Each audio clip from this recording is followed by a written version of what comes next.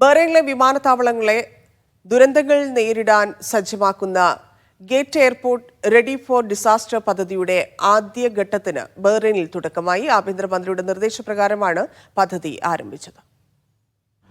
ഗതാഗത ടെലികമ്മ്യൂണിക്കേഷൻ മന്ത്രാലയം, Bahrain airport company, ഐക്യരാഷ്ട്രസഭ വികസന പരിപാടി, DHL എന്നിവയുടെ സഹകരണത്തോടെയാണ് ദുരന്ത നിവാരണത്തിന് വിമാനത്താവളങ്ങളെ സജ്ജമാക്കുന്ന പദ്ധതി നടപ്പിലാക്കുന്നത്. പ്രതികൂല സാഹചര്യങ്ങളെ കൈകാര്യം ചെയ്യാനുള്ള വിമാനത്താവളത്തിന്റെ സൗകര്യങ്ങൾ വർദ്ധിപ്പിക്കും. കൂടുതൽ കാര്യക്ഷമവും സുസജ്ജവുമായി ദേശീയ ദുരന്ത നിവാരണ സംവിധാനങ്ങളെ ശക്തിപ്പെടുത്തുന്ന സർക്കാർ നയത്തിന്റെ ഭാഗമായാണിത്.